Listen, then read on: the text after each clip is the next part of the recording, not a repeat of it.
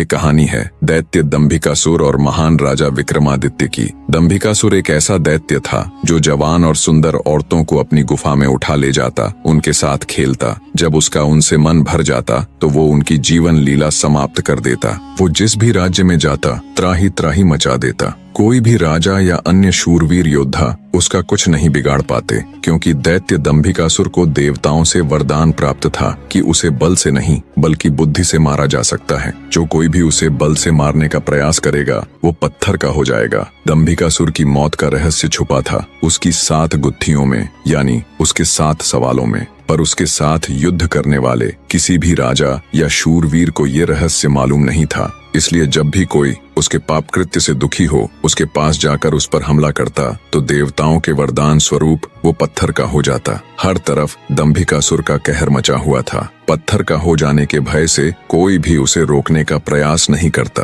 पर कहते हैं ना, जब पाप का घड़ा भर जाता है तो उसके भी फूटने का समय आ ही जाता है। हर जगह अपनी मनमानी कर एक दिन दैत्य दंभिकासुर ने उज्जैन नगरी की तरफ रुख किया। उज्जैन नगरी के ऊपर उस समय महान राजा विक्रमादित्य का शासन था। महाराज विक्रमादित्य न केवल बलशाली थे बल्कि वे बहुत बुद्धिमान भी थे। उन्हें हर प्रकार के कौशल में महारत हासिल थी।